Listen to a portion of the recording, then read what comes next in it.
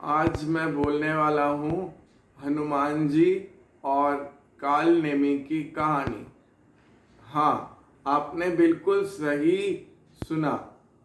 हनुमान जी के बारे में तो सब लोग जानते हैं, लेकिन काल नेमी के बारे में बहुत कम लोग जानते हैं और बहुत कम लोगों को ये बात पता है कि हनुमान जी का सामना एक बार काल नेमी से भी हुआ था।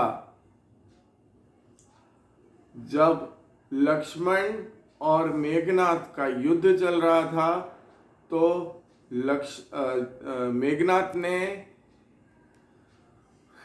लक्ष्मण को घायल कर दिया था अपने बाण से, और तब सारी वानर सेना और श्री राम बहुत परेशान और दुखी हो गए थे, और विभीषण भी उनकी सेना में शामिल था। और श्री राम बोल रहे थे कि मैंने तो पहले ही अपनी पत्नी सीता को खोया है, पर अब मेरा भाई भी मेघनाथ के बाण से अगर मूर्छित होगा तो मैं क्या करूँगा। तो श्री राम सोच में पड़ गए तो कि अब मैं क्या करूं। फिर विभीषण ने उनको समझाया और कहा कि श्री राम, आप इस तरह दुखी और परेशान ना होइए। अगर आप इस तरह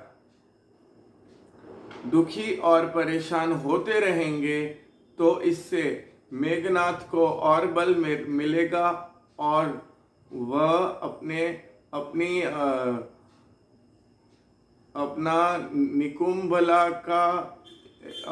अपना देवी निकुंभला का यज्ञ पूरा करके हमारी सारी वानर सेना को खत्म कर देगा। तो श्री राम ने कहा, तो ठीक है, मैं दुखी नहीं होऊंगा, लेकिन तुम मुझे मेघनाथ को खत्म करने का रास्ता बताओ। तो विभीषण ने कहा कि सुषेण वैद्य को लंका से लाना पड़ेगा, क्योंकि अब वही है जो लक्ष्मण को बचा सकते हैं। तो श्री राम सोच में पड़ गए कि अब रातों रात उनको कहाँ से लाया जाए। तो हनुमान जी ने कहा कि अगर रातों रात वो सुषेण वैद्य को नहीं लाएंगे तो वो अपना मुंह श्री राम को कभी नहीं दिखाएंगे। फिर हनुमान जी उड़ के सुषेण वैद्य को ले आए और उनको सुषेण वैद्य मिल भी गए, लेकिन सुषेण वैद्य ने उनसे कहा कि मैं तो रावण का सेवक हूँ, मैं वहाँ कैसे जा सकता हूँ। तो हनुमान जी ने कहा कि आपको वहाँ चलना ही पड़ेगा, क्योंकि लक्ष्मण जी के प्राण संकट में हैं। तो वो मान गए और उन्होंने बताया कि लक्ष्मण की जान तभी बच सकती है कि जब हनुमान जी रातों रात संजीवनी बूटी लेकर ले आएंगे। तो हनुमान जी उड़ के संजीवनी बूटी लाने गए, और रावण को जब ये बात पता चली कि वो उड़ के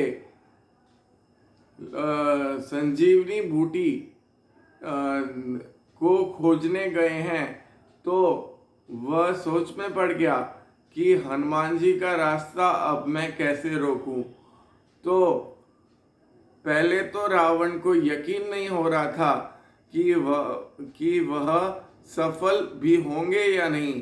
तो मेघनाथ ने उनको बताया कि वह एक चमत्कारी वानर है और बहुत मायावी भी है, उसके लिए कुछ भी असंभव नहीं है। तो रावण को उन पे बहुत क्रोध आया और उसने कहा कि हनुमान को जीवित छोड़कर मैंने बड़ी भूल की, अब इस भूल का सुधार करना पड़ेगा। तो रावण ने अपने एक राक्षस को बुलाया जिसका नाम कालनेमी था, और रावण ने उसे कहा कि तुम जाओ और हनुमान जी का मार्ग तुरंत रोक लो। तो कालनेमी ने भी उन्हें समझाया कि श्री राम से दुश्मनी मत करें और उन्हें देवी सीता को लौटा दे और श्री राम की शरण में चली जाइए। पर रावण कहाँ सुनने वाला था। रावण को तो श्री राम के हाथ से मौत चाहिए थी और मोक्ष चाहिए था। इसलिए कालनेमी को रावण की बात माननी ही पड़ी और वह चला गया हनुमान जी का समय बर्बाद करने, और वह संजीवनी बूटी के पहाड़ पे जाकर बैठ गया और एक ऋषि मुनि के वेश में बदल गया और सोचने लगा कि वह उसको हनुमान जी नहीं पहचान पाएंगे, लेकिन हनुमान जी तो भगवान हैं, वह पहचान जाते हैं अपनी माया से। तो हनुमान जी ने कालनेमी को देख लिया और कालनेमी ने कहा कि तुम तो बड़े बलवान हो, और ये सब बातें करके वो हनुमान जी का बहुत समय बर्बाद कर रहा था। तो हनुमान जी ने समझ लिया कि यह एक राक्षस है, तो हनुमान जी ने उसे अपनी पूंछ पे बांध लिया और अपनी गदा से मारते गए और उसके बाद हनुमान जी ने कालनेमी को मार गिराया, और उसके बाद वह संजीवनी बूटी ले आए और उसके बाद लक्ष्मण जी के प्राण बचे।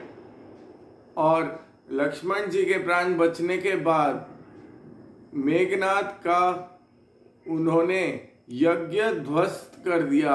हनुमान जी भी सोच रहे थे कि मैं मेघनाद का यज्ञ ध्वस्त कर दूं, लेकिन विभीषण ने उन्हें बताया कि मेघनाद का वध केवल वही कर सकता है जो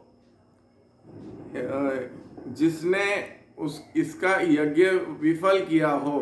तो हनुमान जी रुक गए और फिर लक्ष्मण जी के द्वारा मेघनाद का वध हो गया।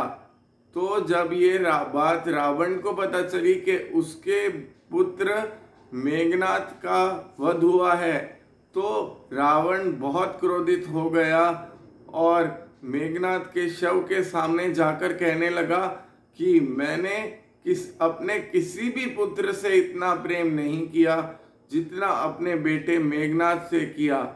और वह स्वयं श्री राम से लड़ने चल पड़ा, और श्री राम ने भी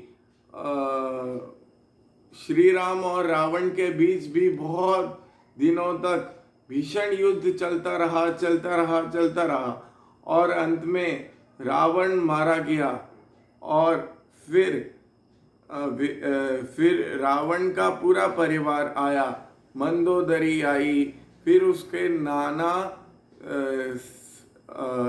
माल्यवान जी आए। फिर उन्होंने श्री राम से कहा कि जितने भी लोग लंका के बच गए हैं उन पर अपनी दया दृष्टि डालिए और उन्हें मत मारिए। तो श्री राम ने माल्यवान जी से कहा कि हम तो पापियों को दंड देने के लिए ही ये धनुष बाण धारण करते हैं, आप निश्चिंत रहिए।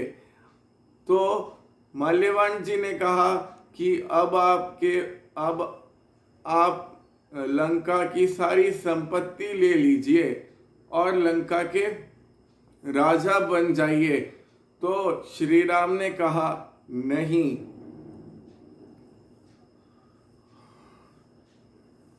हम तो वनवास काटने आए थे, हमने तो पहले ही विभीषण को लंका का राजा घोषित कर दिया है। तो माल्यवान जी ये सुनकर बहुत खुश हो गए। फिर विभीषण भी बहुत रोया रावण के मरने के बाद, पर वो अब कर भी क्या सकता था। उसके बाद विभीषण ने ही देवी सीता को मुक्त किया लंका से, और उसके बाद